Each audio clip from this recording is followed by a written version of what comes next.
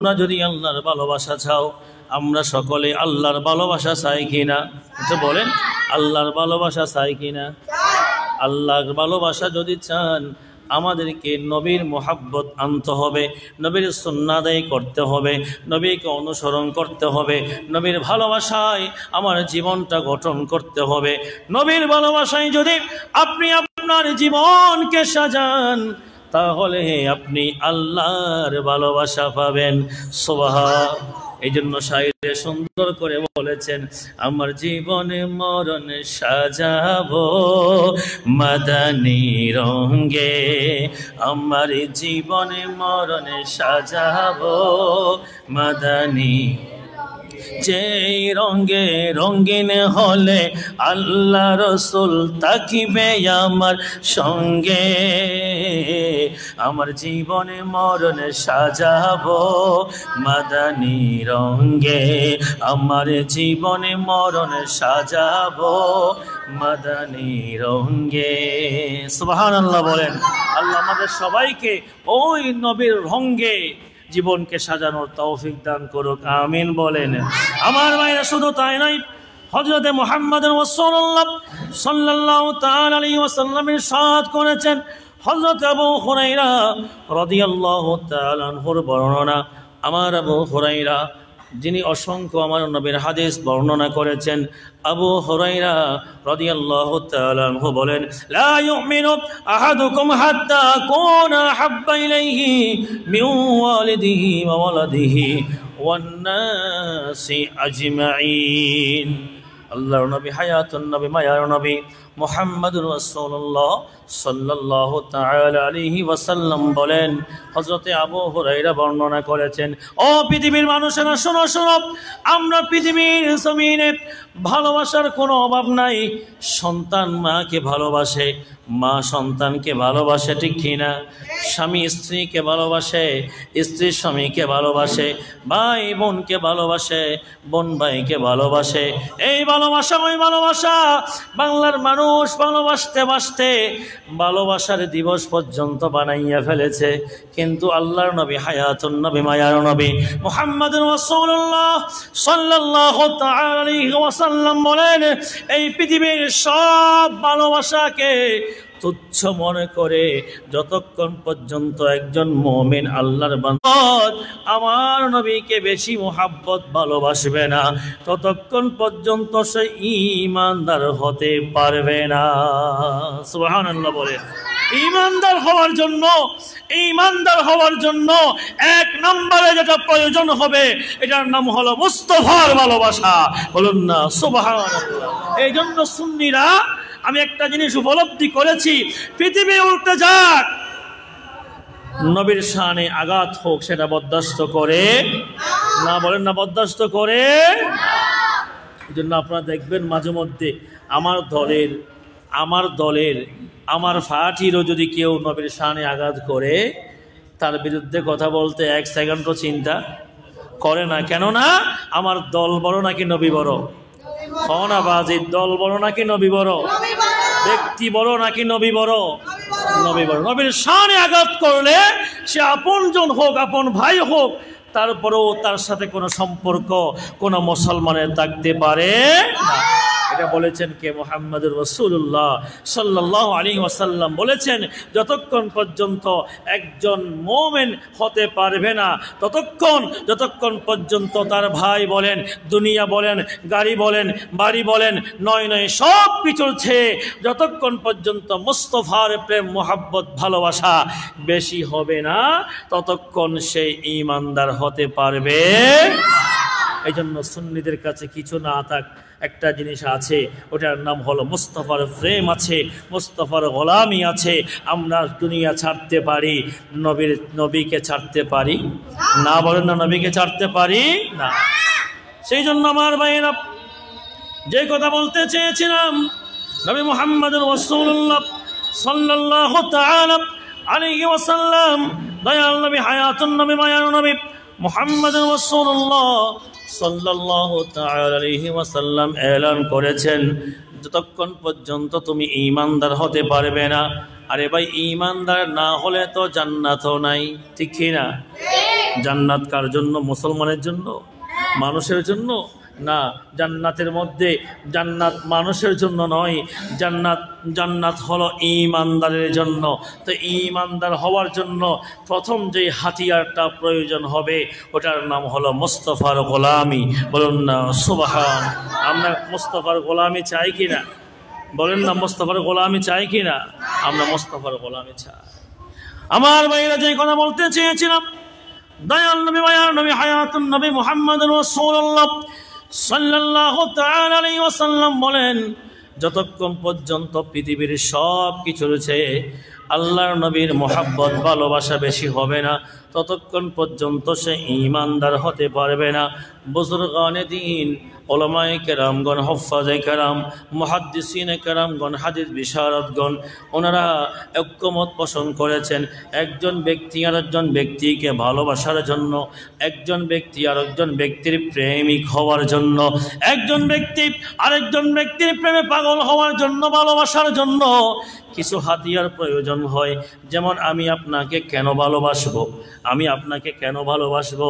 এক নম্বর, মানুষ একজনকে একজন ভালোবাসে রূপ দেখে। সুবহানাল্লাহ বলেন না। কি দেখে ভালোবাসে? রূপ দেখে ভালোবাসে, সৌন্দর্য দেখে ভালোবাসে, রূপ দেখে ভালোবাসে।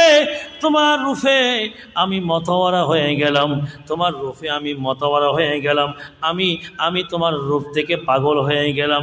হযরতে আয়েশা সিদ্দিকা রাদিয়াল্লাহু তাআলা আনহা উনি বলেন, জুলেখা ইউসুফ দেখে, জুলেখার সাথীরা ইউসুফ আলাইহিস সালামকে দেখে হাত কেটেছে।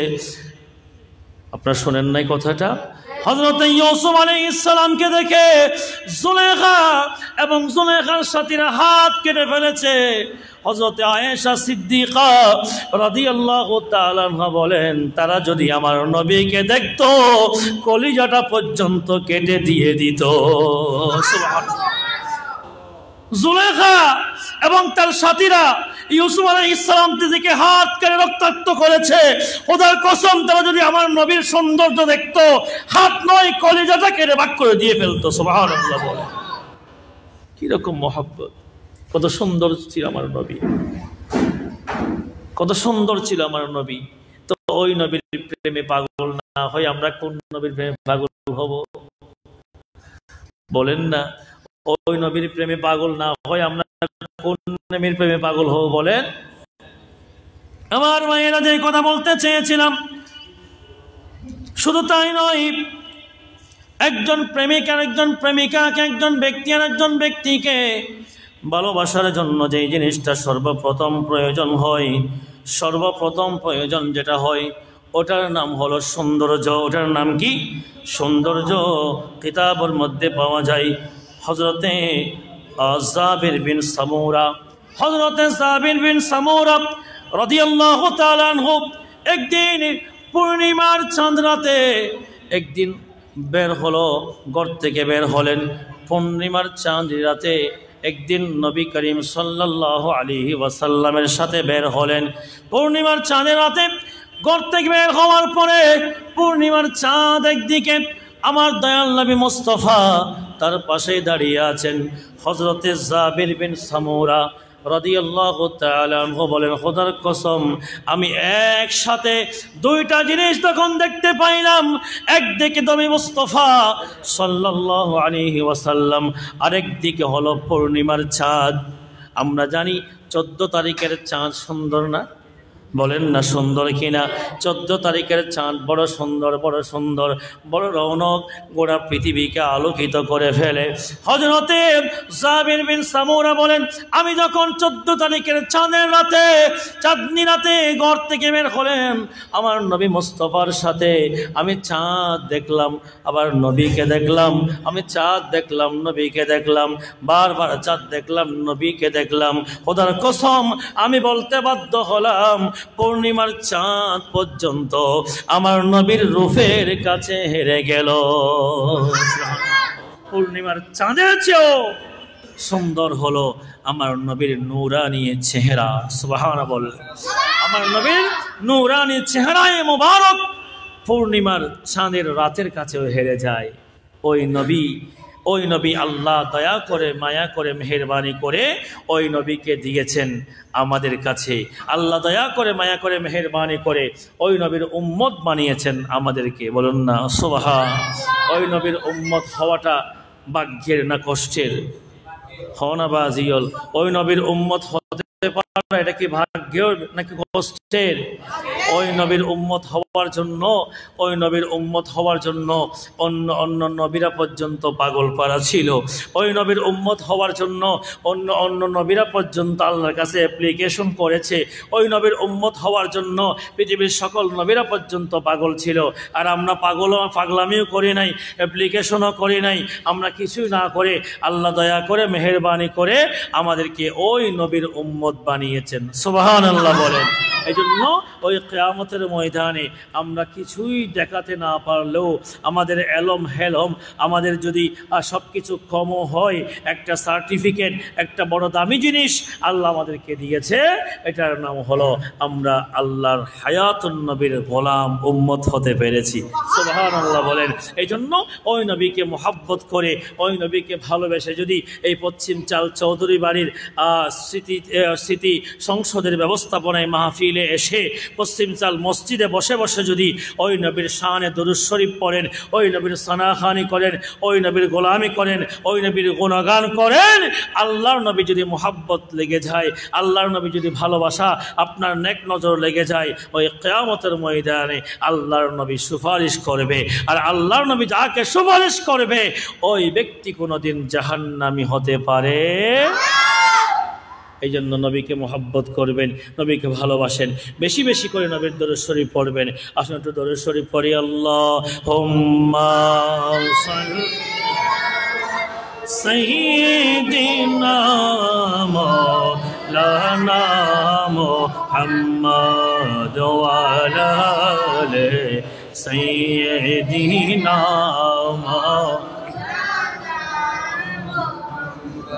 ইচ্ছা করিলে প্রাণের নবী তাকিতে পারিতেন আরশে, উম্মতের মায়ায় পড়ে শুয়ে আছেন মদিনায়। আল্লাহুম্মা সাল্লি সাইয়্যিদিনা মাওলানা মুহাম্মাদ ওয়া আলা আলি সাইয়্যিদিনা মাওলানা।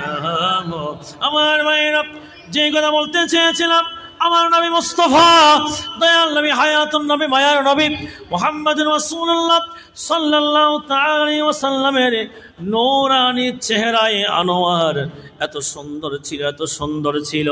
হযরতে মা আয়েশা সিদ্দিকা রাদিয়াল্লাহু তাআলা আনহা বলেন, একদিন আমার ঘরের মধ্যে হঠাৎ করে একটা সুই হেরে গিয়েছে। আছে না নাই? সুই নছিল বাজি, সুইয়েরই কেটা ছিলে যাইবে অথবা পাঞ্জাবি ছিলে যেদিন ছিলে এরই। হযরতে মা আয়েশা সিদ্দিকা রাদিয়াল্লাহু তাআলা আনহা, হযরতে মা আয়েশা সিদ্দিকা রাদিয়াল্লাহু তাআলা আনহা বলেন, একদিন হঠাৎ করে আমার ঘরে একটা সুই আমি হারিয়ে ফেলেছি। হঠাৎ করে অন্ধকার রাতে আমি সুই যখন হারিয়ে ফেলেছি, অন্ধকারের মধ্যে সুই হারিয়ে গেলে পাওয়ার সম্ভাবনা আছে? বলেন পাওয়ার সম্ভাবনা আছে? আমার ঘরে সুই হারিয়ে গিয়েছে, আমি খুঁজে পাচ্ছিলাম না। হঠাৎ করে আমার ঘরে দয়াল নবী, হায়াতুন নবী, মায়ার নবী মুস্তাফা সাল্লাল্লাহু আলাইহি ওয়াসাল্লাম আমার ঘরে তশরীফ আনলেন। আমার ঘরে তশরীফ আনার সাথে সাথে আমার গোটা ঘর নূরে নূরানি হয়ে গেল, আলোকিত হয়ে গেল। আমার নবীর নূরানি চেহারার আলোতে আমার ওই সুই, হারিয়ে যাওয়া সুই আমি তালাশ করে ফেলাম। সুবহানাল্লাহ। দয়াল নবী মুস্তাফা এমন নূরের চেহারার অধিকারী ছিলেন, উনি যখন মা আয়েশা সিদ্দিকা রাদিয়াল্লাহু তাআলা আনহার ঘরে তশরীফ আনলো, দেখা যায় গোটা ঘর আলোকিত হয়ে গেছে। হারিয়ে যাওয়া সুই নবীর নূরানি আলোতে মা আয়েশা খুঁজে পেল। সুবহানাল্লাহ বলেন। ওই নবীর উম্মত আমরা, ওই নবীর উম্মত কারা? আমরা বড় ভাগ্যবান। আমার ভাইয়ে যে কথা বলতে চেয়েছিলাম, একজন ব্যক্তিকে মহাব্বত করার জন্য, ভালোবাসার জন্য, পাগল হওয়ার জন্য এক নম্বর যেটা প্রয়োজন হবে ওটার নাম হলো কি? সৌন্দর্য। মনে রাখতে হবে ওটার নাম কি বলছিলাম? সৌন্দর্য। ওটার নাম হলো সৌন্দর্য। একজন ব্যক্তির জন্য পাগল হওয়ার জন্য এক নম্বর যেটা প্রয়োজন হবে ওটার নাম হলো সৌন্দর্য। আর এই পৃথিবীর জমিনে আমার নবীর মতো কোনো সুন্দর মানুষ আর নাই। সুবহানাল্লাহ বলেন। দুই নম্বরে হলো আরেকজন ব্যক্তিকে আমি কেন মহাব্বত করব, কেন ভালোবাসবো? দুই নম্বর হলো তার গুণ দেখে। কোন ব্যক্তিকে মহাব্বত করার জন্য, ভালোবাসার জন্য দুই নম্বর যেটা প্রয়োজন হয় এটার নাম কি? গুণ। বলেন না গুণ। গুণ গুণ এমন একটা জিনিস, গুণ এমন একটা জিনিস। আপনারা জানেন ইসলামের প্রথম মুয়াজ্জিমের নাম কি? বলেন না হযরতে বেলালে হাফসি। বেলালে হাফসি দেখতে বড় কালো ছিল। দেখতে কি ছিল? কনবা দেখতে কি ছিল? কালো ছিল। হযরতে বেলালে হাফসি দেখতে একেবারে কুৎসিত কালো ছিল। আমার নবী যখন ইসলামের প্রথম মুয়াজ্জিম হযরতে বেলালে হাফসিকে বানাইয়া দিল, এলাকার মানুষ বলা বলে শুরু করেছে, হুজুর মনে হয় আর নাই, হুজুর মনে হয় আর থোয়াই না ফাদে, ইতরে কিল্লে তুলি দিয়ে দে। হ্যাঁ, ইল্লা হালামিককে মানুষ উগ্র এবারে কিল্লে তুলে দিতে। আজানও মাঝে মধ্যে, আজানের মধ্যেও একটা শব্দ উচ্চারণ করতে বেলালের কষ্ট হতো। বলেন না কি হতো? কষ্ট হতো। এত কুৎসিত একজন মানুষকে কেন তুলে দিল? আমি যেটা বোঝাইতে চাচ্ছি বাবা, বেলাল হতে পারে কালো, কিন্তু ওই বেলালের জন্য গোটা মক্কা এবং মদিনাবাসী পাগল ছিল। বলুন না সুবহান। কেন পাগল ছিল? রূপ দেখে নয়, কি দেখে? গুণ দেখে। বলেন, রূপ দেখে নয়, কি দেখে? গুণ দেখে। গুণ দেখে। এই জন্য আমি একজন ব্যক্তিকে ভালোবাসবো, আমি একজন ব্যক্তিকে ভালোবাসবো তার গুণ দেখে। এই গুণে ভরা একেবারে পৃথিবীর যত জ্ঞান আছে সব জ্ঞানের, সব গুণের অধিকারী বানিয়ে পৃথিবীর জমিনে যাকে পাঠিয়েছেন আমার আল্লাহ, ওনার নাম হলো মুহাম্মদুর রাসূলুল্লাহ সাল্লাল্লাহু তাআলা আলাইহি ওয়াসাল্লাম। বলুন না সুবহানাল্লাহ। আল্লাহর নবীর কাছে গুণ বেশি ছিল না কম ছিল? বলেন না, আল্লাহর নবীর কাছে গুণ বেশি ছিল না কম ছিল? তার সাংসারিক জীবন বলেন, পারিবারিক জীবন বলেন, রাষ্ট্রীয় জীবন বলেন, রাজনৈতিক জীবন বলেন, এমন কোনো জীবন নাই যেই জীবনের মধ্যে আমার নবীর গুণ দেখে পৃথিবীর মানুষ পাগল পারা হতে পারবে না। এমন কোন স্টেপ নাই। প্রত্যেক স্টেপে আমার নবীর গুণে ভরা। আপনি পরিবারের কথা বলেন, আমরা একটা পরিবার নিয়ে আমরা সংসার চালাতে কষ্ট হয়ে যায়। কত মারামারি, কত কষাকষি, কত খাড়াখাড়ি, আছে না নাই? গালাগালিও মাঝে মধ্যে নয়, গরম মধ্যে দেওয়া দেরি, আর মাঝে মধ্যে উনি তো গালাগালিও হয়। একটা পরিবার নিয়ে, একটা স্ত্রী নিয়ে আমরা সংসার করতে কষ্ট হয়ে যায়, কত ঝামেলার মধ্যে পড়ি আমরা। আর আল্লাহর নবী মুহাম্মদুর রাসূলুল্লাহ সাল্লাল্লাহু আলাইহি ওয়াসাল্লামের একজন নয়, দুইজন নয়, তিনজন নয়, 4, 5, 6, 7, 8, 9, 10, 11 জন স্ত্রীর অধিকারী ছিলেন মুহাম্মদুর রাসূলুল্লাহ সাল্লাল্লাহু আলাইহি ওয়াসাল্লাম। বলুন না সুবহানাল্লাহ। ওই আল্লাহর নবী, হায়াতুন নবী, মায়ার নবী, দো জাহানের বাদশা নবী মুহাম্মদুর রাসূলুল্লাহ সাল্লাল্লাহু তাআলা আলাইহি ওয়াসাল্লামের কয়জন স্ত্রী ছিল? বলেন, 11 জন স্ত্রী ছিল। আল্লাহর নবী যখন পৃথিবী থেকে পরলোক গমন করতেছিল, আল্লাহর নবী যখন পৃথিবী থেকে বিদায় নিচ্ছিল, তখনও আল্লাহর নবীর ঘরের মধ্যে 9 জন স্ত্রী ছিল। সুবহানাল্লাহ। কয়জন স্ত্রী ছিল? 9 জন স্ত্রী ছিল। চিন্তা করুন। হযরতে আয়েশা সিদ্দিকা রাদিয়াল্লাহু তাআলা আনহা বলে, আল্লাহর নবী এই 11 জন এবং 9 জনকে এত সুন্দর সুচারুরূপে পরিচালনা করতেন। আমাদের মধ্যে স্বাভাবিক দুই একটা কথা কাটাকাটি স্বাভাবিক হতে পারে, মনোমালিন্য হয় না? এই জাতীয় স্বাভাবিক কোনো ব্যাপার ছাড়া অস্বাভাবিক কোনো ব্যাপার এই 11 জন স্ত্রীদের মধ্যে কারো সাথে কারো হয়নি। সুবহানাল্লাহ। 11 জন স্ত্রীকে এত সুন্দরভাবে পরিচালনা করেছেন মারাত্মক ধরনের কোনো সমস্যার সম্মুখীন কোনো স্ত্রীকে, আমাদের মা, আমাদের উম্মাহাতুল মুমিনিন মোমেনদের মা, আমার নবীর স্ত্রীদের সাথে কোনো ধরনের ঝামেলা, মারাত্মক কোনো সমস্যা হয়নি। এটা হলো একেবারে পৃথিবীর শ্রেষ্ঠ গুণের অধিকারী যিনি, ওনার নাম কি বলেন না? মুহাম্মাদুর রাসূলুল্লাহ সাল্লাল্লাহু তাআলা আলাইহি ওয়াসাল্লাম। বলুন না সুবহানাল্লাহ। তাহলে বোঝাতে চাচ্ছিলাম বাবারা, একজন মানুষকে ভালোবাসার জন্য, একজন মানুষকে মহাব্বত করার জন্য, ভালোবাসার জন্য কিছু জিনিসের প্রয়োজন হয়। এক নম্বরে তার রূপ, আর রূপে গুণে আমার নবী কিন্তু সেরা। এক নম্বর যেটা প্রয়োজন হয় এটা হলো রূপ। রূপের মধ্যে কে সেরা? মুহাম্মাদুর রাসূলুল্লাহ সাল্লাল্লাহু তাআলা আলাইহি ওয়াসাল্লাম সেরা। গুণের মধ্যেও আমার নবী মুহাম্মাদুর রাসূলুল্লাহ সাল্লাল্লাহু তাআলা আলাইহি ওয়াসাল্লাম সেরা। আর ভালোবাসার জন্য, মোহাব্বত ভালোবাসার জন্য আরও কিছু প্রয়োজন হয়। আমি যাকে ভালোবাসবো, যাকে মোহাব্বত করব, ওই ব্যক্তিটা আমার কাছের মানুষ হতে হবে, আমার আত্মীয় হতে হবে, আমার কাছের মানুষ হতে হবে। আমার সুখে দুঃখে যিনি আমার কাছে থাকবে, পাশে থাকবে, ওই মানুষটাকে ভালোবাসা যায়। সুবহানাল্লাহ বলে। তাহলে চিন্তা করুন, যে মানুষটা সুখে দুঃখে থাকবে, যে মানুষটা আমার কাছের, যেই মানুষটা আমার পাশে থাকবে, ওই মানুষটাকে ভালোবাসা যায়। তাহলে আপনি যাকে আত্মীয় মনে করেন, যাকে কাছের মানুষ মনে করেন, যেমন আপনার স্ত্রী হতে পারে, আপনার মা হতে পারে, আপনার বাবা হতে পারে, আপনার ভাই হতে পারে, আপনার বোন হতে পারে, আপনার প্রতিবেশী হতে পারে, যাদেরকে আপনি আপনজন মনে করেন, যাদেরকে আপনি কাছের মানুষ মনে করেন, এমন একটা দিন আসবে, এমন একটা মুহূর্ত আসবে, সবাই আপনাকে পর বানিয়ে ফেলবে, সবাই আপনাকে পর বানাইয়া ওই কবরের মধ্যে ঢুকাইয়া দিবে। ঠিক কিনা? কবরের মধ্যে কি দিবে? কবরের মধ্যে যিনি ঢুকাবে, কবরের মধ্যে যখন লাশটা ঢুকায়, হতে ফোয়ারে একটা দৈত্য হ। ঠিক কিনা? মানে একেবারে যেটা আপনজন ইবেরে দৈত্য হদে নাকি না? কাকে ধরতে বলে? যে আপনজন কবর দেওয়ার সময়, মাটি দেওয়ার সময়, পানি দেওয়ার সময়, হাঁটতে দেওয়ার সময়, সব জায়গার মধ্যে কাদেরকে খোঁজে? আপনজন, যাদের জন্য আপনি গোটা জীবন বিসর্জন দেওয়ার জন্য চিন্তা করেছেন, আর তারাই আপনাকে হাঁটে করে কাফন দিয়ে, দাফন দিয়ে, মাটি দিয়ে আপনাকে চিরতরে ফর বানাইয়া দিবে। ঠিক কিনা? শুধু তাই নয়, আপনি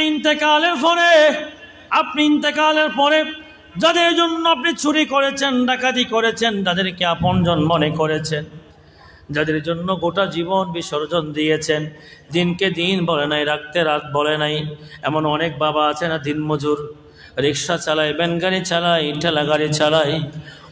ওই বাবারা বুঝবে, ওই বাবারা বুঝবে পরিবার চালানো কত কষ্টকর, পরিবার চালানো কত কষ্টকর।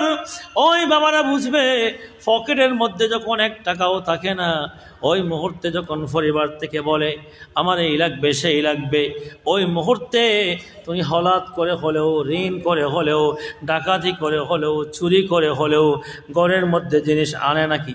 আনে না? হনা বাজেনও আনে নাকি? নাহাই লেখি তো ওনারা কেউ কোনোদিন মা বাবা কি নহাই লেখিল নাকি যে চুরি করি ফারক, ডাহাতি করি ফারক, ইটা হই ফারক, ঋণ করি ফারক, হ্যাঁ, একেবারে সুদে পর্যন্ত নিয়ে সংসার চালাচ্ছে। এরকম মানুষ আছে না নাই? এরকম মানুষ আছে। এত কষ্টের বিনিময়ে, এত কষ্ট করে রাতকে রাত না বলে, দিনকে দিন না বলে, এমনও মানুষ আমি দেখেছি পৃথিবীর জমিনে 24 ঘন্টা ডিউটি করে। কয় ঘন্টা? হুজুর নাই যে হতে লাগবে না। বন্দরের মধ্যে এমন কিছু চাকুরি আছে 24 ঘন্টা ডিউটি, আবার 24 ঘন্টা ছুটি। 24 ঘন্টার পর 24 ঘন্টা কি ছুটি বন্দর। আমি তো বন্দরের পাশে থাকি, এই জন্য আমি দেখেছি অনেক মানুষকে 24টা ঘন্টা ডিউটি করে, নিজে চলার জন্য নয়, নিজে চলি বললে বাজে ডিউটি করেন ফোন ঠিক কি নিজে চলার জন্য নয়, পরিবারকে চালানোর জন্য, পরিবারের মুখে হাসি ফোটানোর জন্য 24টা ঘন্টা ডিউটি করে পরিবার চালায়, সংসার চালায়, ছেলে মানুষ করে, মেয়ে মানুষ করে, আর ওই ব্যক্তিগুলো একদিন সবাই পর হয়ে যাবে, ঠিক কি না? এই জন্য মুহাদ্দিসিনে কেরামগণ বলেন, ভালোবাসার জন্য কাছের মানুষের প্রয়োজন হয়। ভালোবাসার জন্য সুখে দুঃখে যে তাকে ওই ব্যক্তিকে ভালোবাসতে হয়। এই জন্য আমার ভাইয়েরা, মাইকের আওয়াজ যতটুকু যাচ্ছে, উপস্থিত যারা হয়েছেন, একটা কথা মনে রাখবেন, আপনার সুখে দুঃখে যিনি থাকবে ওই মানুষটার সাথে কোনোদিন বাটফারি করা যাবে? যে মানুষটা আপনার দুঃখের মধ্যে ছিল, যে মানুষটা আপনার জীবনের চলার জন্য পিছনে আপনাকে হেল্প করেছে, যে মানুষটা আপনার পরিবার, আপনার জীবনে আপনার জন্য এত ত্যাগ স্বীকার করেছে, যে মানুষটা আপনাকে সাপোর্ট দিয়েছে, আপনি একদিন বড় হতে পারবেন। আপনি একদিন কি হতে পারবেন? বড় হতে পারবেন। কিন্তু ওনার সাথে আপনি বেইমানি করতে পারবেন। কিন্তু বর্তমানে আসে না এরকম? না, বর্তমানে আসে না নাই? বর্তমান হাজারো মানুষ আছে। আপনি একজন মানুষকে চাকরি দিবেন, চাকরি দেওয়ার পরে দেখবেন যে 1 মাস 2 মাস 3 মাস 1 বছর যাওয়ার পরে যাকে আপনি চাকরি দিয়েছেন ইতেই দেবে যে তোমার গান হাইবেল্লা বইলই, হার গান হাইবেল্লা বইলই দে। এরকম হচ্ছে না বাবা? আপনি এই জন্য মানুষ এখন উপকার করতে ভুলে গেছে। উপকার করবে কেমনে বাবা? উপকার করবে কেমনে? আপনি যাকে বিদেশ নিয়ে যাবেন, একজন মানুষকে বিদেশ নিয়ে গেছেন, দেখবে যাকে নিয়ে গেছেন সেই একদিন আপনার সাথে গাদ্দারি শুরু করে দেয়। আপনি চাকরি দিবেন যে মানুষকে, ওই মানুষটা আপনার চাকরি খাওয়ার জন্য বসে থাকে। এই জন্য সিরেঙ্গজ্ঞ হতা আছে, অদ উপহার লাড়ির গুতা হনা বাজ, উপহার কি গুতা? লাড়ির গুতা। মুরব্বী হলো হইলুন নিজের বাজি। আল্লাহ আমাদের সবাইকে হেফাজত করো, আমিন বলেন। আমার মায়েরা যে কথা বলতে চেয়েছিলাম, ভালোবাসার জন্য আপনজন প্রয়োজন, ভালোবাসার জন্য আপনজন প্রয়োজন, ভালোবাসার জন্য কাছের মানুষের প্রয়োজন। আপনি বুকে হাত রেখে বলেন, যেই দিন আপনার সব কিছু পর হয়ে যাবে, যেই দিন বাবা সন্তান বলে পরিচয় দিবে না, সন্তান বাবা বলে পরিচয় দিবে না, যেই দিন আপনার স্বামী স্ত্রী বলে পরিচয় দিবে না, ওই দিন যিনি আপন হবে আমাদের, ওই ব্যক্তিটার নাম কি? মুহাম্মাদুর রাসূলুল্লাহ সাল্লাল্লাহু আলাইহি ওয়াসাল্লাম। এই জন্যই তো আমরা নবীকে ভালোবাসি। সুবহানাল্লাহ বলে। ভালোবাসার জন্য যেটা প্রয়োজন, একেবারে কাছের মানুষ, সুখে দুঃখে যাকে পাওয়া যায়, সুখে দুঃখে যাকে পাওয়া যাবে, ওনার নামই তো মুহাম্মদুর রাসূলুল্লাহ সাল্লাল্লাহু আলাইহি ওয়াসাল্লাম। কিয়ামতের ময়দানে যেদিন কায়েম হবে, ইয়া নফসি নফসি বলে কাঁদিবে সবে। হায় হায়, কিয়ামতের ময়দানে যেদিন কায়েম হবে, ইয়া নফসি নফসি বলে কাঁদিবে সবে। আল্লাহর দরবারে নবী সিজদায় পড়বেন, আল্লাহর দরবারে নবী সিজদায় পড়বেন।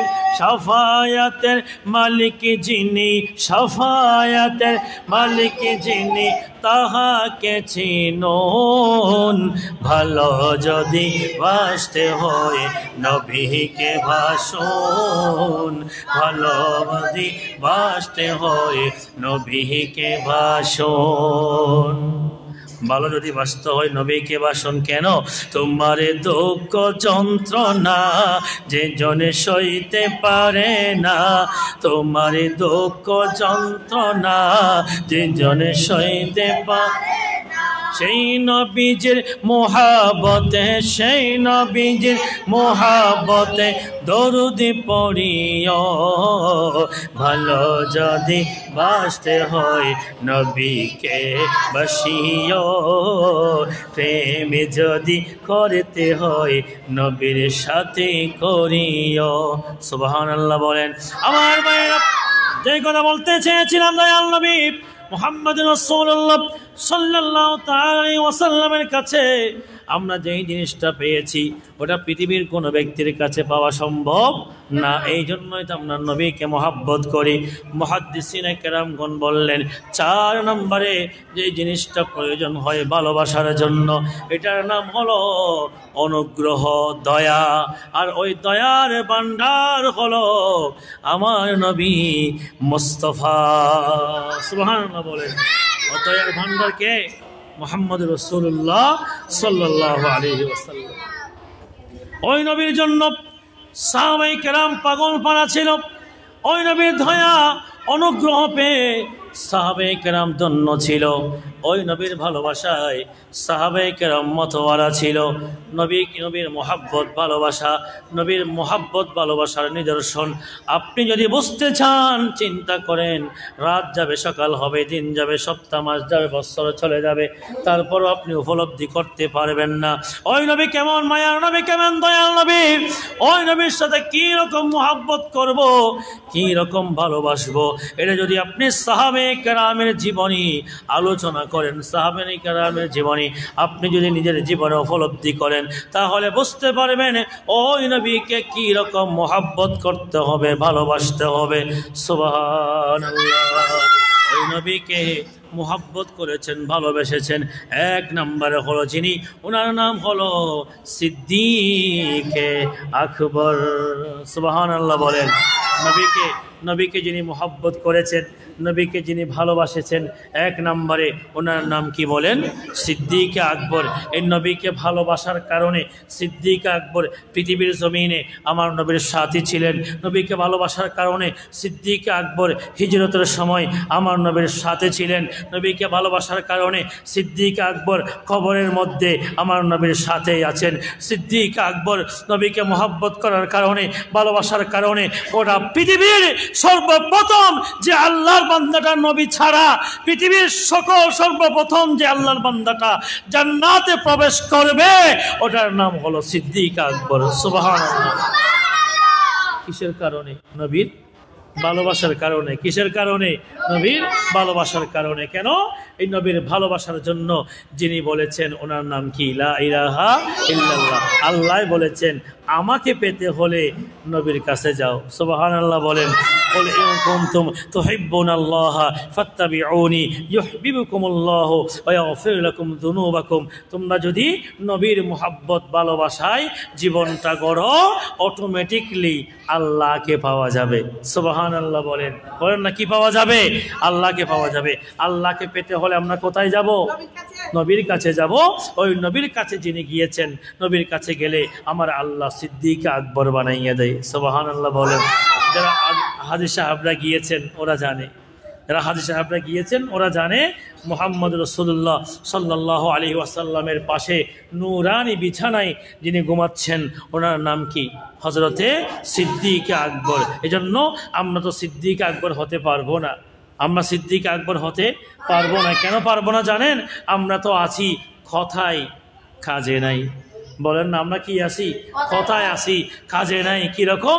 যদি বলি নবীর জন্য কে কে জীবন দিতে পারবে, নবীর জন্য কে কে জীবন দিতে পারবে, একটা হাতও খালি থাকবে না, সবাই তুলবে, কিন্তু জীবন দিতে হ না। সার্গো ফানো দেব, হো ফানো দেব দে, সার্গো ফানো দেব, সাইটটাও পাওয়া যাবে না। আর এমনি আমরা কথায় আছি। এজন্য কথাই নয়, সত্যিকার অর্থে নবীর জন্য জীবন দেওয়ার জন্য প্রস্তুত থাকতে হবে। কেন? এই জীবনটা দিয়ে করবেনটা কি? এই জীবনটাই তো আল্লাহ এবং রসুলের জন্য। বলুন না সুবহানাল্লাহ। মরণ ফরিব হওয়া না বাজে, মরণ ফরিব কি না? মরতে হবে কি না? বর্তমানে তো এমন এমন মওতের কথা শুনি, আশ্চর্য হয়ে যায়। সকালে আসেই তো দুপুরে নেই, সকালে আছে কি নাই, দুপুরে নেই। আমরা আশ্চর্য হয়ে যাই না মাঝে মধ্যে? ইতে এখন গেই দিয়ে সাহাই নেই। মাঝে মধ্যে আমরা বলি তো ওই তো এখন গেইতে সাহাই না, হ কি তুমি হতো না? সত্যি তো মরে গেই, সত্যি কি গেই মরে গেই। এরকম হচ্ছে কিনা বর্তমানে? সকালবেলা উঠে ঘর থেকে বের হয়েছে, মৃত হয়ে ঘরের মধ্যে ফিরেছে, আসরের পরে গিয়েছে, মৃত হয়ে ফেরত এসেছে। এরকম আমি শত শত দেখেছি। কিছুদিন আগে একজন ইমাম সাহেব সিজদায় গিয়ে সুবহান রাব্বিয়াল আলা, সুবহান রাব্বিয়াল আলা আল্লাহ পড়ার সুযোগ দিয়েছে কিনা জানি না, মুসল্লিরা পড়তেই আছে। কতক্ষণ পরে বলে যে ইমাম সাহেব নুরুল কা মুসল্লি তো আর হতুন মুসল্লি আসে যেন না সুবহানাল্লাহ 2-3 বার পড়ানো পড়া দিয়ে আর ধৈর্যতা হয় আসলে নাই। আর নতা হাতে সুবহানাল্লাহ কোনো রকম কয়বার বলে, 3 বার বলার পরে আর ধৈর্য থাকে না, এটা হাসি শুরু করে দিব, হাসিব একেবারে নফল্লি। অনেক এমনও মুসল্লি আছে 2-4-5 মিনিট যদি আরও আসহাবুদ্দিন যদি সিদ্ধে তা জাগুত হয় পিছনে একজন দিয়ে হয়তো বুঝুন উড়ো না আর হঠাৎ আইবে এটা বলে ঠিক কিনা। এখন ওই ইমাম সাহেব সিজদায় গেল, সিজদায় যাওয়ার পরে উঠতেছে না, অনেকক্ষণ পরে মুসল্লিরা উঠে গেল, স্বাভাবিক ওনারা মানে জানা হয়ে গেছে, দেখে ওই ইমাম সাহেব সিজদার মধ্যেই ইন্তেকাল করেছেন। ইন্না লিল্লাহি ওয়া ইন্না ইলাইহি রাজিউন। সুবহানাল্লাহ বলেন। মসজিদের মধ্যে ইন্তেকাল হতে পারা এটা ভাগ্যের ব্যাপার। কিসের ব্যাপার? ভাগ্যের ব্যাপার। আল্লাহর কাছে প্রার্থনা করবেন, আল্লাহ মসজিদের ভিতরে আমার মরণ দাও, পবিত্র অবস্থায় মরণ দাও, লাইলাতুল কদরে আমার মরণ দাও, লাইলাতুল বারাতে আমার মরণ দাও, রমজানে আমার মরণ দাও, মক্কা মদিনায় আমার মরণ দাও। এরকম চাইতে হবে কিনা আল্লাহর কাছে? আল্লাহর কাছে চাইলে পাওয়া যায় কিনা বলেন? আল্লাহর কাছে চাইলে পাওয়া যায়। কেন? আল্লাহর কাছে চাইলে আল্লাহ খুন বললে, আল্লাহ হও বললে হয়ে যায়। বলুন না সুবহানাল্লাহ। ও আল্লাহ একবারুন কি আশা আছে আরাতুন সিরিঙ্গা হতারি। ও আল্লাহ একবারুন কি আশা আছে আরাতুন, তোর দরবারত অসম্ভব নয়, তোর দরবারত অসম্ভব নয়, কোন হইলে ফায়া খুন। ও আল্লাহ একবারুন সালাতুনিয়া সালামুন ইয়া হাবিবাল্লাহ। আমার মায়েরা, যে কথা বলতে চেয়েছিলাম, ওই নবীকে মহাব্বত করেছেন, ভালোবেসেছেন। আমরা যদি ওই নবীর মহাব্বত ভালোবাসা হৃদয়ে স্থাপন করতে চাই, যাকে অনুকরণ করতে হবে, তার মধ্যে 1 নম্বর হলো সিদ্দিক আকবর। সিদ্দিক আকবর জীবন চাই নাই, ঘরবাড়ি চাই নাই, কিছু চাই নাই, নবীর প্রেমের কাছে সব কিছু বিসর্জন দিয়েছেন যিনি, ওনার নাম হলো সিদ্দিক আকবর। সুবহানাল্লাহ। এই মাহফিল করার সময় অনেক ভাইদের কাছে গিয়েছে, ঠিক কি না? ও আরও মাহফিল 19 তারিখ হাদিয়া দাও না হয়, হাদিয়া দাও। বেশি মানুষের কাছে চায় না আমি শুনেছি, কিন্তু যার কাছে গিয়েছেন ওই মানুষটা হয়তো যা আছে পকেট থেকে বের করে সামান্য কিছু, ঠিক কি না, সামান্য কিছু পকেটের মধ্যে যা আছে এইরকম তাই দিয়ে দিয়েছে। এরকম মানুষ পাওয়া যাবে? পকেটের মধ্যে যা আছে ধর এখন বেগুন মাহফিল এরকম মানুষ সহজে পাওয়া যাবে না। কিন্তু হযরতে সিদ্দিক আকবর রাদিয়াল্লাহু তাআলা আনহু নবীর কেমন আশিক ছিলেন, কেমন পাগল ছিলেন দেখেন। ওই হযরতে সিদ্দিক আকবর রাদিয়াল্লাহু তাআলা আনহু আল্লাহর নবী হায়াতুন নবী অন্য সাহাবায়ে কেরামদেরকে নিয়ে একসাথে বৈঠক বসলেন, কবর করলেন। কথাবার্তা বলার পরে আল্লাহর নবী বললেন, যুদ্ধের জন্য প্রস্তুত হও, যুদ্ধের জন্য তৈরি হও, যার যা আছে তাই নিয়ে তোমরা যুদ্ধের মধ্যে শরীক হও। সুবহানাল্লাহ। অন্য সাহাবীরা মনে মনে ইচ্ছা পোষণ করেছে, এইবার মনে হয় আমরা জিততে পারবো। কেন? কোনোবার জিততে পারি না, সবার সেরা হয়ে যায় সিদ্দিক আকবর। এইবার মনে হয় জিততে পারবো, আমি আমার সম্পদের অর্ধেক গোটা এই যুদ্ধের জন্য দিয়ে দিব। সুবহানাল্লাহ। আমার যত সম্পদ আছে সব সম্পদকে আমি এক জায়গায় করে একত্রিত করে আমি 1 ভাগ, গোটা 2 ভাগ করে 1 ভাগ দিয়ে দিব। বলুন না সুবহানাল্লাহ। আর সিদ্দিক আকবর উনি সরল মানুষ ছিলেন, গরিব মানুষ ছিলেন, তেমন কিছু নাই। ঘরের মধ্যে গেল, ঘরের ডানে বামে সামনে পিছনে যা কিছু আছে সব কিছু ঢুকালেন, বস্তার মধ্যে ঢুকালেন। ঢুকানোর পরে সবগুলো একেবারে হান্ডি ফাতিল কিছু নলাহা কিছু কিছুই রাখে নাই, ঘরে যা যা আছে সব কিছু আল্লাহর নবীর খেদমতে নিয়ে আসলেন। এনে বলেন, ইয়া রাসূলুল্লাহ, ইয়া হাবিবাল্লাহ, তাবুক যুদ্ধের জন্য আমার এই সামান্য হাদিয়া। সুবহানাল্লাহ। আল্লাহর নবী হায়াতুন নবী মায়ার নবী মুহাম্মদুর রাসূলুল্লাহ সাল্লাল্লাহু আলাইহি ওয়াসাল্লাম বলেন, ও সিদ্দিক, তোমার বস্তা দেখে মনে হচ্ছে ঘরের মধ্যে কিছু নাই, ঘরের মধ্যে কিছু নাই, কিছু নাই। তোমার স্ত্রী পুত্র, তোমার সন্তান সন্তানের জন্য কি রেখে এসেছো? সিদ্দিক আকবর বলে, ইয়া রাসূলুল্লাহ, ইয়া হাবিবাল্লাহ, খোদার কসম করে বলি, আমার ঘরে আল্লাহ এবং রসুল ছাড়া আর কিছুই নাই। তাবুক যুদ্ধে সিদ্দিক ভালোবেসে সব কিছুই দিলেন নবীর তরে। হা, তাবুক যুদ্ধে সিদ্দিক ভালোবেসে সব কিছুই দিলেন নবীর তরে।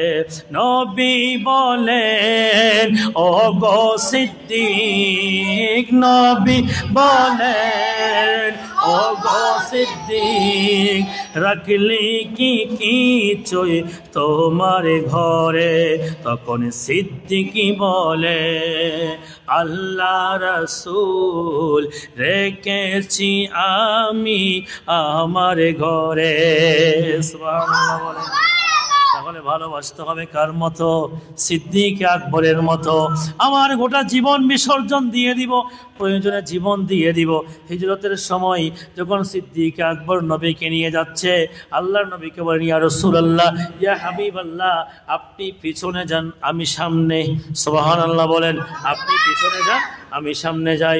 ইয়া রাসূলুল্লাহ, ইয়া হাবিবাল্লাহ, আপনি পিছনে যান, আমি সামনে যান। কেন কেন আপনি সামনে কেন যাবেন? বলে, আপনি মক্কা থেকে মদিনায় হিজরত করতেছেন, এই সংবাদটা শুনে ইসলাম বিদ্বেষীরা আপনাকে হত্যা করার জন্য পাগল পারা হয়ে যাচ্ছে। আপনাকে তীর নিক্ষেপ করতে পারে, কোনো কিছু দিয়ে আঘাত করতে পারে, যাতে আপনাকে মারার জন্য শত্রু বাহিনী যখন আসবে তীর নিক্ষেপ করবে। আমার সিদ্দিক, আমি সিদ্দিক আকবরের সিনা জর্জরিত হয়ে যাক, এরপরও আমার নবীর কলিজার মধ্যে আমি আঘাত হতে দিব না। সুবহানাল্লাহ বলে। এগুলো হলো নবীর ভালোবাসা। কিসের ভালোবাসা?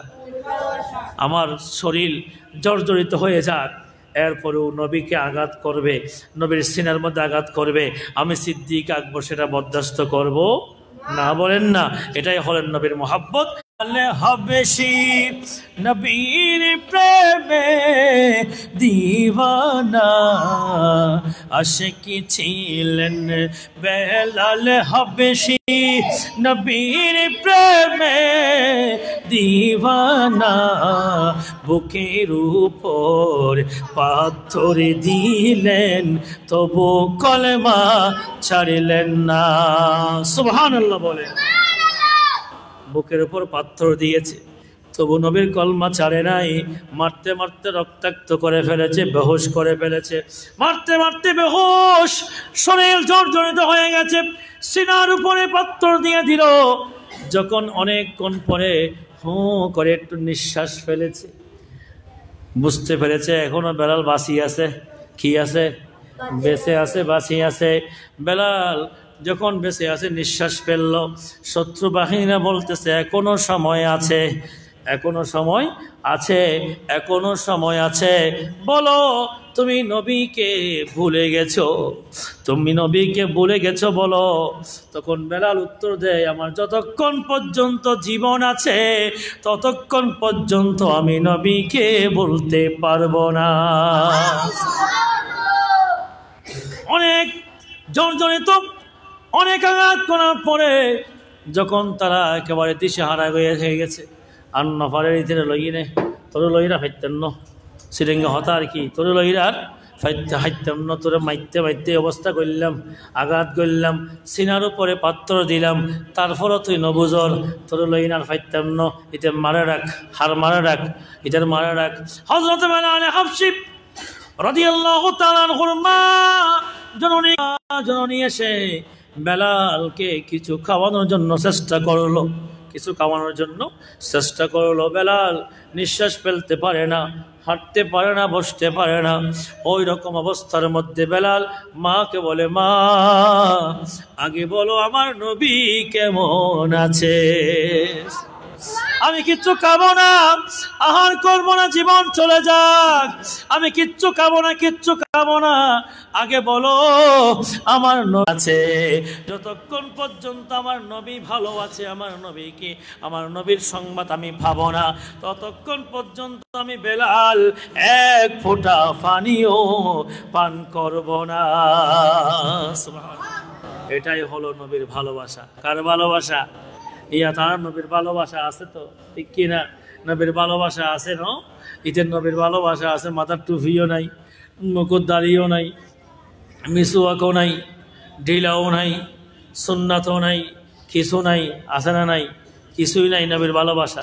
আর নবীর আমি নবীকে ভালোবাসি, তো ফমান কি? আমি নবী ভালোবাসি দিল না, ইনারি ফমান, তো ফমান কি? এখানে দাহাও না, বোতলের তেল তাইলে হয়তো বাদ দিয়ে দেখা যায়, কিরে বাদ দা দাহন নভরিব। নবীকে মোহাব্বত করলে, নবীকে ভালোবাসলে আপনি নামাজ কেমনে ছাড়বেন? নবীকে মোহাব্বত করলে, নবীকে ভালোবাসলে আপনি সুন্নাহ কেমনে ফেলবেন?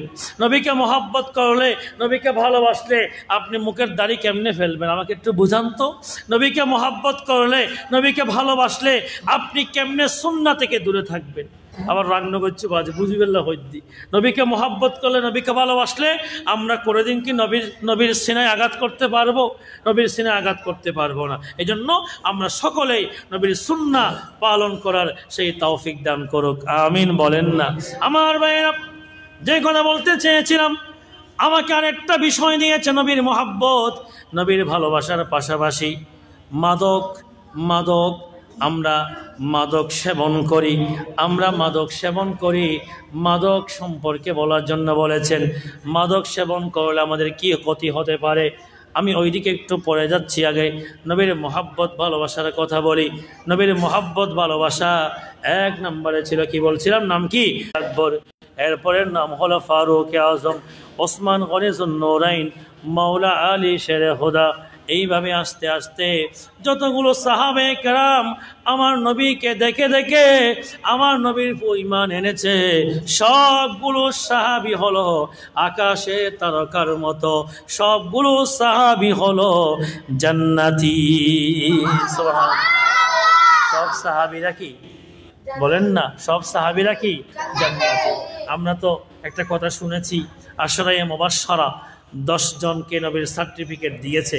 নবী কি দিয়েছে? 10 জনকে সার্টিফিকেট দিয়েছে। এটা হলো স্পেশাল, এটা হলো কি স্পেশাল।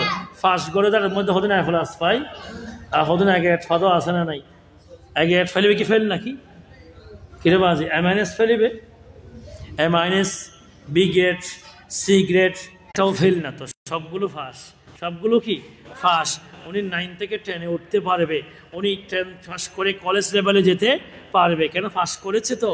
এই জন্য সাহাবায়ে কেরাম, আপনি এখানে জিরো আর হিরো বলার সুযোগ নাই। একেবারে আপনি যাকে একেবারে সর্বনিম্ন মানের মনে করেন, ওই ব্যক্তিটাও আপনার চেয়ে কোটি গুণ দামি, আকাশের তারকার সমান। ওই ব্যক্তিটাও আমার আল্লাহ জান্নাতি বানাই দিছে। সুবহানাল্লাহ বলেন। সকল সাহাবায়ে কেরাম কি জান্নাতি। এই জন্য সাহাবায়ে কেরামের শানে মানে ইজ্জতে কথা বলার সময় আমাদেরকে চিন্তা করতে হবে। কি করতে হবে বলেন না? কি করতে হবে? চিন্তা করতে হবে। ইয়া উম্মতইনে ওই হদুগুন ডেকশিট্টু শ্রেণী গরমে গিয়ে দিল, আসে না নাই? আরা উল্টো উম্মত গুনাহগার, ডেকশিট্টু কে গিয়ে দে শ্রেণী গরমে গিয়ে দেবা আজি। সাহাবায়ে কেরাম যাদের মাধ্যমে ইসলাম পেয়েছি, যাদের রক্তের বিনিময়ে ইসলাম পেয়েছি, ইয়া দেখছিত শ্রেণী গরমাইরে এত সাহাবায়ে কেরাম হদগুণ জাহান্নামে সব বাড়ায় দিয়ে নাউজুবিল্লাহ হন না। উম্মত কেমনে আবার সাহাবায়ে কেরামের দোষ খুঁজবে? হ্যাঁ, খবরদার, নিজের ঈমান আমল নষ্ট করবেন না। আল্লাহ সবাইকে হেফাজত করুক, আমিন বলেন। তাহলে নবীর মুহাব্বত ভালোবাসার দরকার আছে না নাই? একটা আওয়াজ করে হন না, আছে না নাই? নবীর মুহাব্বত ভালোবাসা থাকলে আমরা কি নামাজ ছাড়তে পারবো? তা আগামীকাল থেকে কি নামাজ পড়বো নাকি নামাজ ছেড়ে দিব? বলেন, আগামীকাল থেকে কি নামাজ পড়বো, নামাজ ধরবো নাকি ছাড়বো? বলেন না। আজকের মাহফিলের পরে যদি আগামীকাল যদি অজ্ঞ মানুষও মুসল্লি নয়, অজ্ঞ মানুষও যদি বিড়ি নসারে, যদি গাঁজা নসারে, অজ্ঞ মানুষের যদি ফেন্সিলি নসারে ইয়াবা আসে না নাই বাবার খেরামত বাজি বাবার এক এক খেরামত দেখিলে আর গৌরে খুললে দেখিলে আশ্চর্য দেবেন আর বাড়িতে গৌরে ঠিক আছে না যেটা এক সময় কি হাইন না পারে আবুল বিরে হাইন না পারে এটা এখন মাস্তালা বিল্ডিং মেনশন হাতে বাজি এম বেম বাবার খেরামত কির খেরামত বাবার খেরামতেরই বুঝছো না আল্লাহ আমাদের সবাইকে হেফাজত করো আমিন বলেন ব্যাগ বাবার খেরামত বাজি এটা এক সময় আবুল বিরে হাইন না পারে এটা এখন কি ফাস্তালা বিল্ডিং মেনশন হাতে বাজি